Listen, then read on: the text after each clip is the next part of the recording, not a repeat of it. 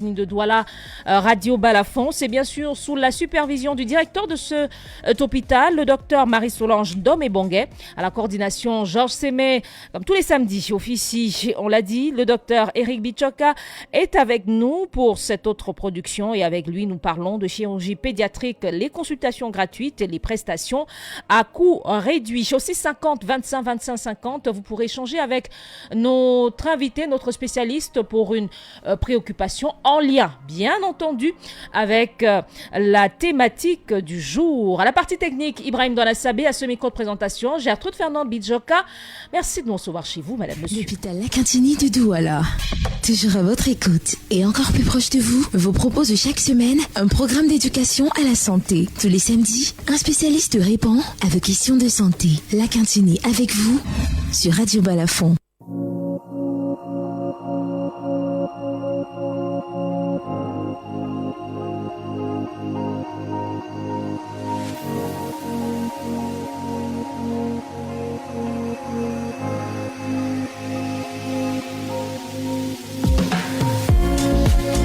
Un spécialiste répond à vos questions de santé ce matin.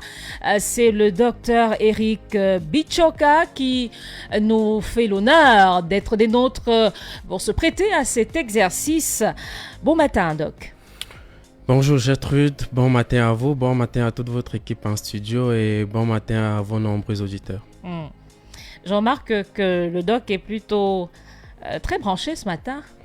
Avec une paire de lunettes de soleil. J'espère que c'est juste du fun. C'est pas un souci. Non, c'est pas juste du fun, un petit souci, mais c'est pas très grave. Ah, c'est pas très grave. On est désolé. On espère que ça va passer très vite, justement parce que ce n'est pas très grave. Merci. Et c'est bon de le savoir. Merci, malgré cela, d'avoir bien voulu répondre à ce rendez-vous. On l'a dit avec vous, nous parlons de chirurgie pédiatrique.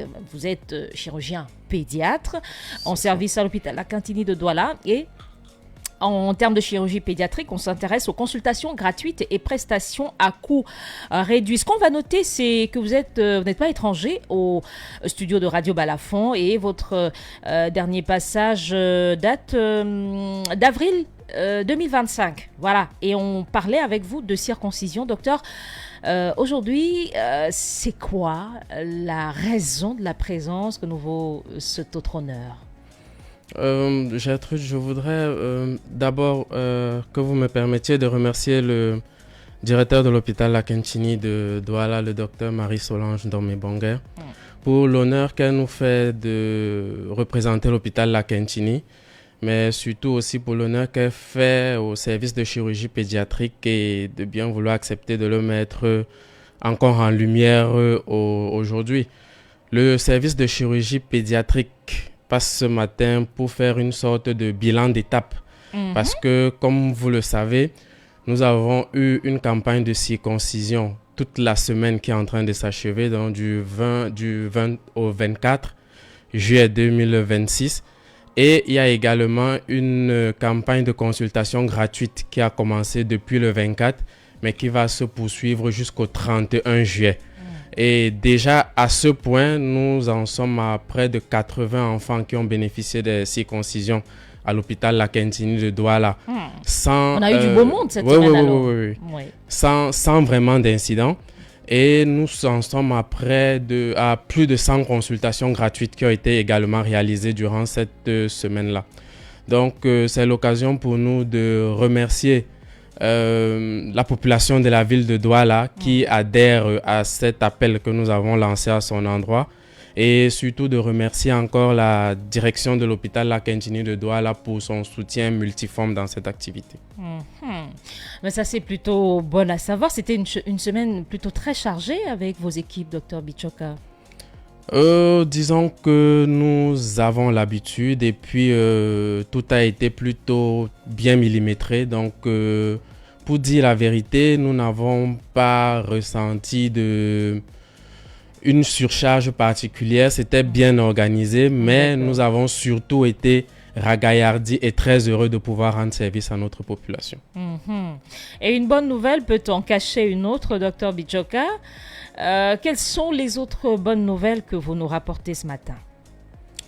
Gertrude, je crois que la véritable bonne nouvelle à rapporter ce matin, c'est que l'hôpital Lakentini reste fidèle. Fidèle à sa population, fidèle surtout à ses valeurs fondamentales et à son engagement. Parce que vous verrez, l'hôpital Lakentini, c'est 3 principales choses. L'humanisme, l'innovation et le professionnalisme.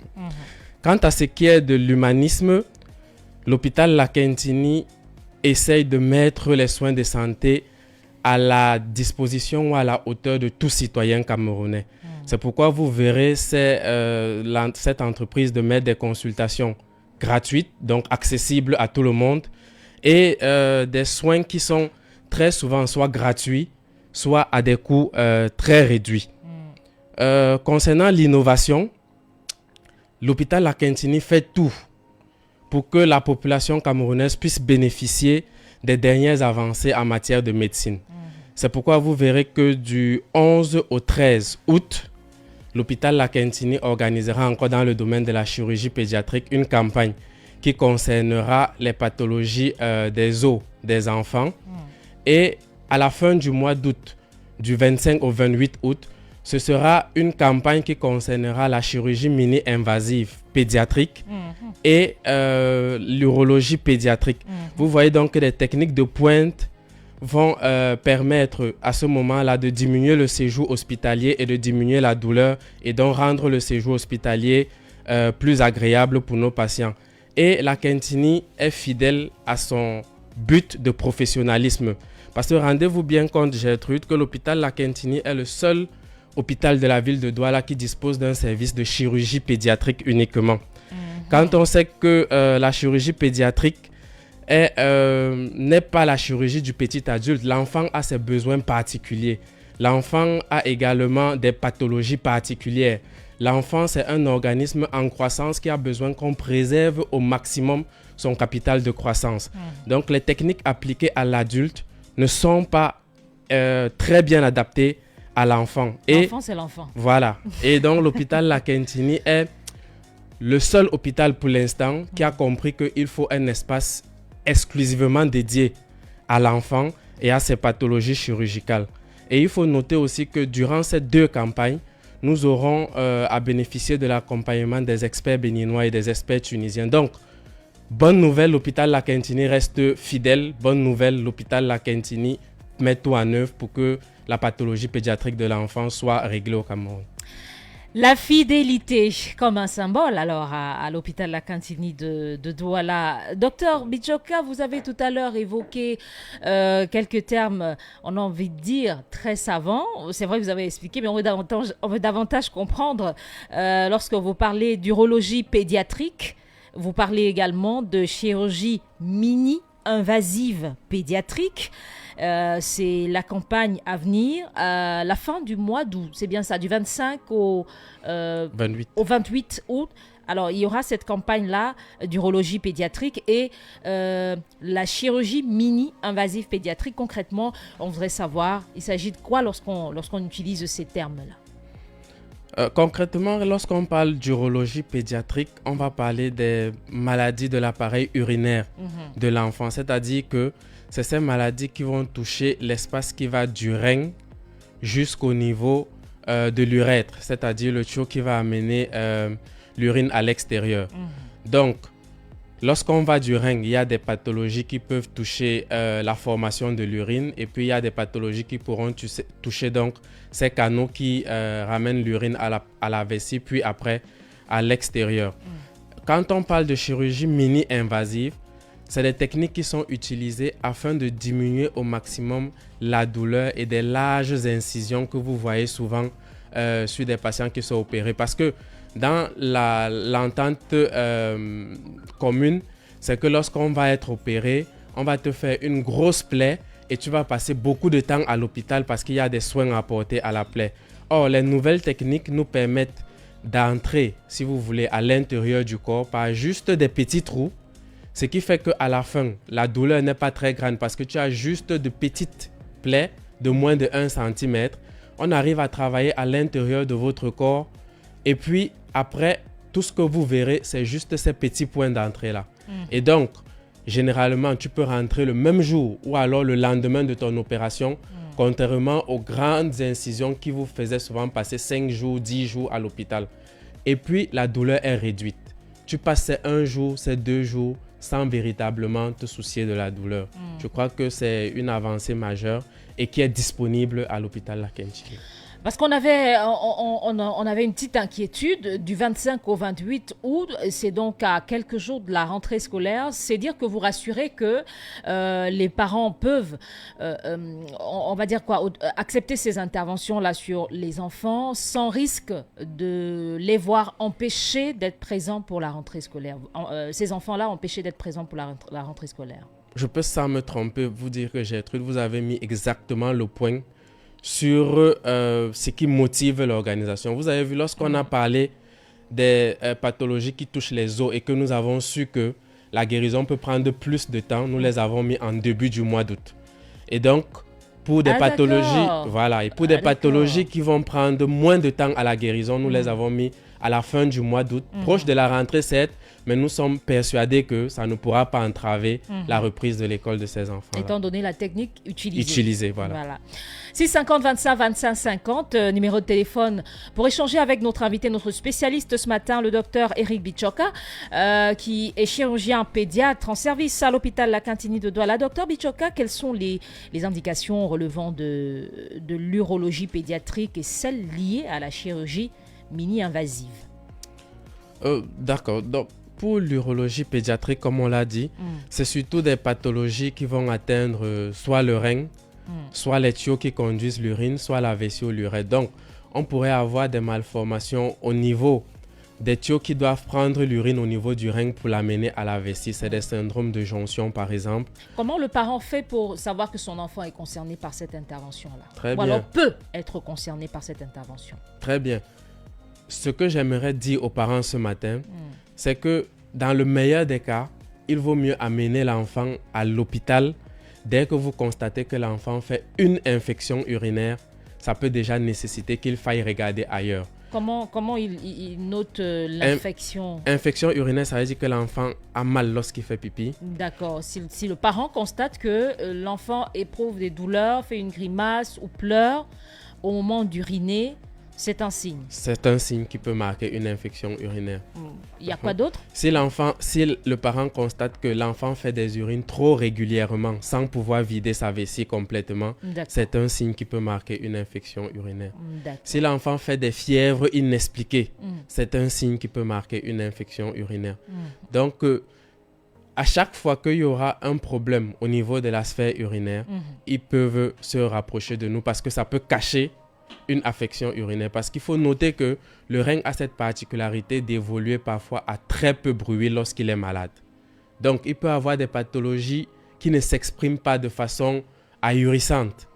Est-ce que la couleur de l'urine aussi devrait interpeller? Une urine, je ne sais pas, peut-être trop marron, d'un marron très foncé régulièrement. Pourtant, l'enfant n'est pas sous une médication, consomme normalement, en tout cas n'est pas malade, mais la couleur de l'urine est ainsi. Est-ce que ça pourrait interpeller aussi?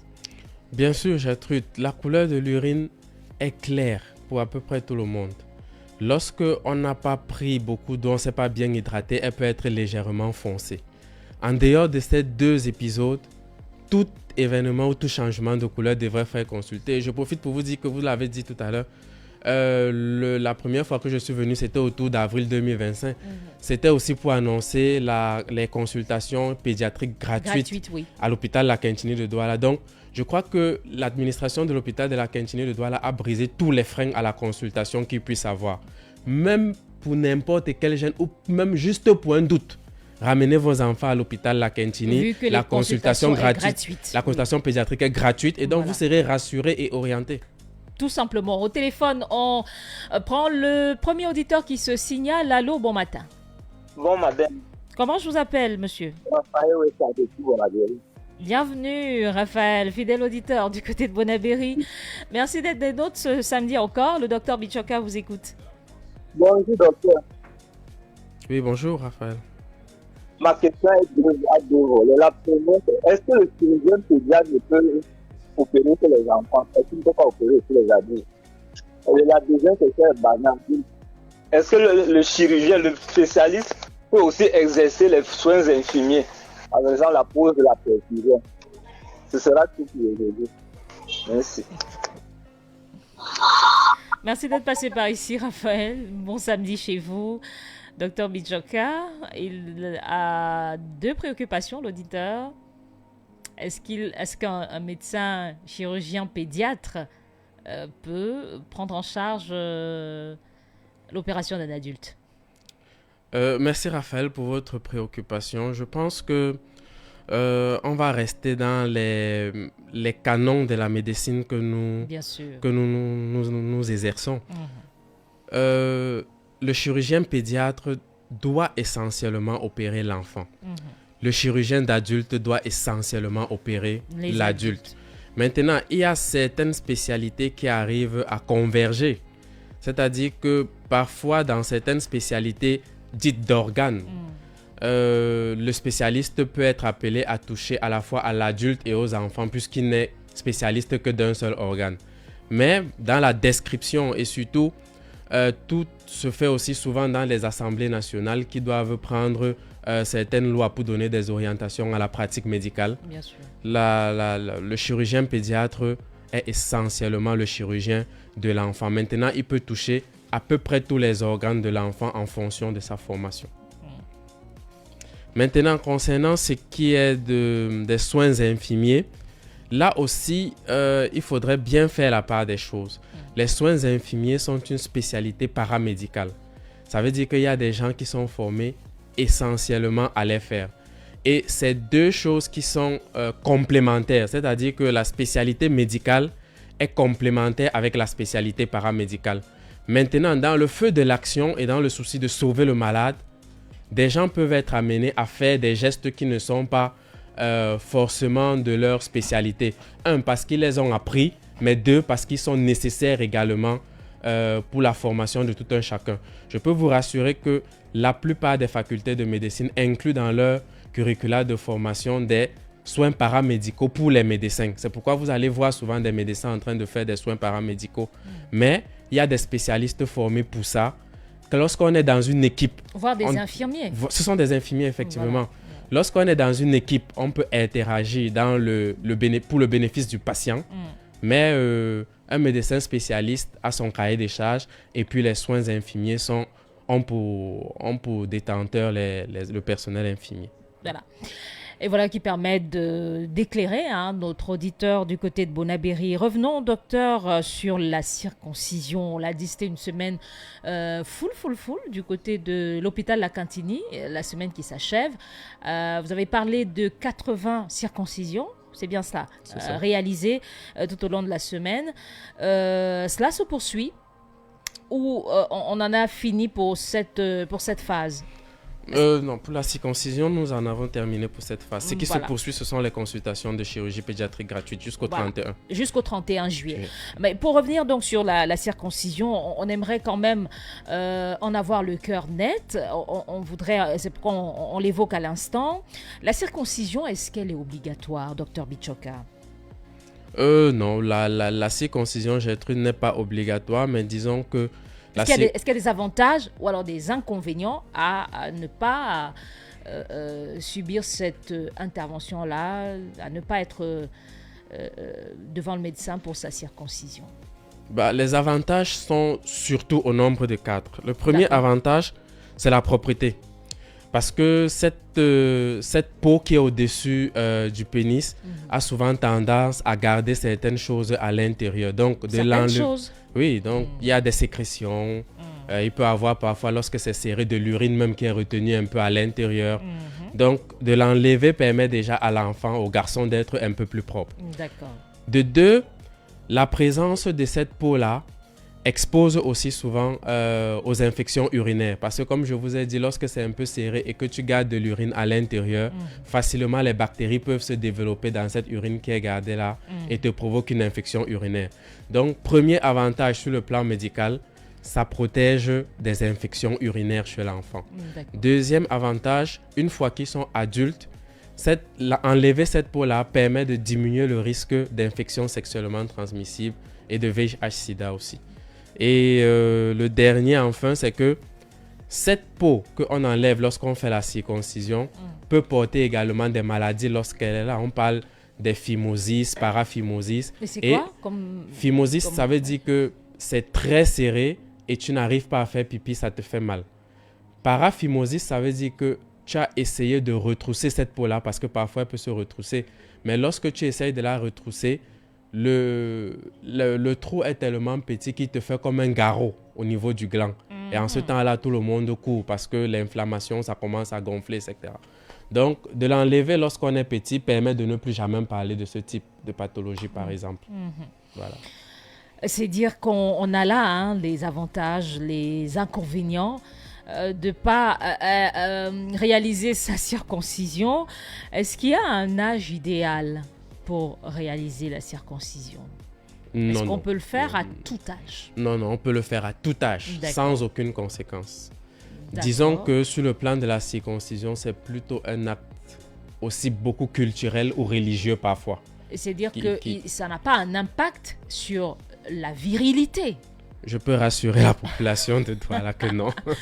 Parce qu'on a souvent entendu dire que ceux-là qui n'ont pas eu de circoncision sont beaucoup moins virils que ceux qui l'ont eu.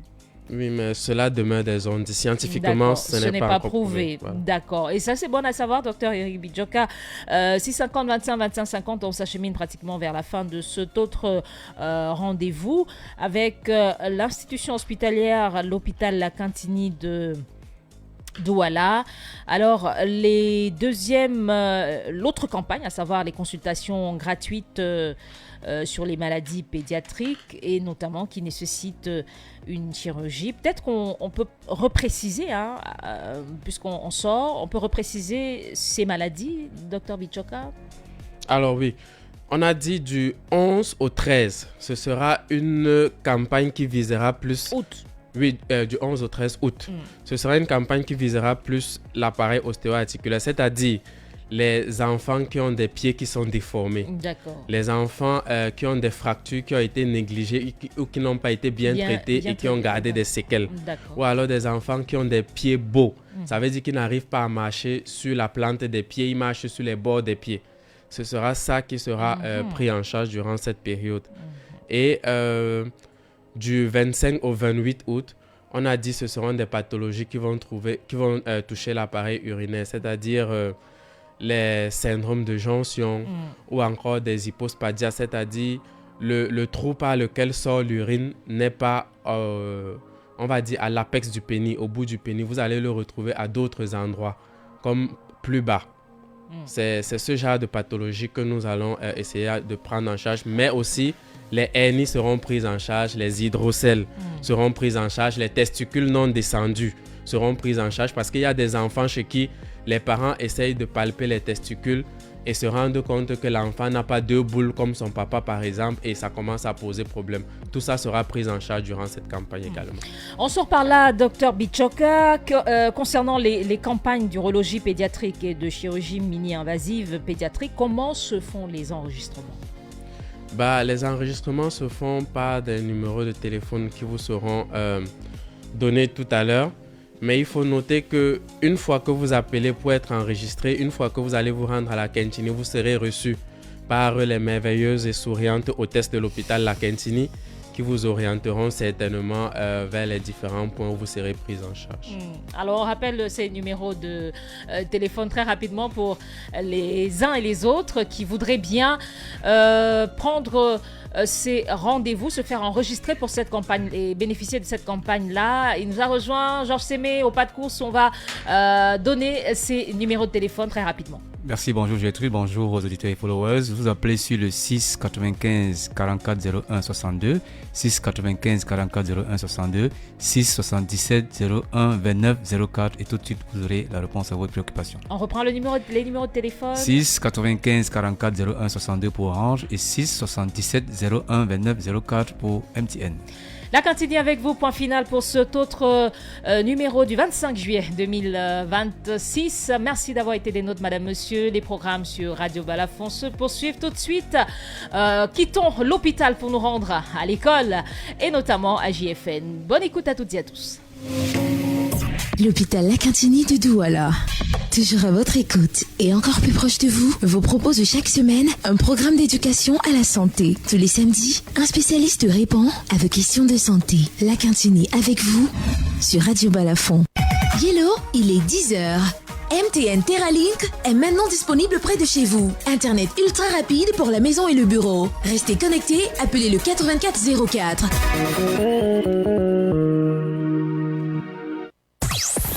You're listening to Balafon FM, the queen among radios. Mesdames et messieurs, bienvenue sur Balafon TV, la chaîne qui vous rapproche le plus de ce qui compte vraiment. Vous êtes actuellement sur GFN, études, métiers, avenir, l'émission qui vous ouvre les portes des filières d'avenir afin que chaque Camerounais sache ce qu'il veut, où il va et pourquoi. Et nous rappelons que GFN études, métiers, avenir, c'est une émission GFN en coproduction avec Balafon Media Corporation, disponible sur Balafon TV, sur les réseaux sociaux et également sur toutes nos plateformes de réseau.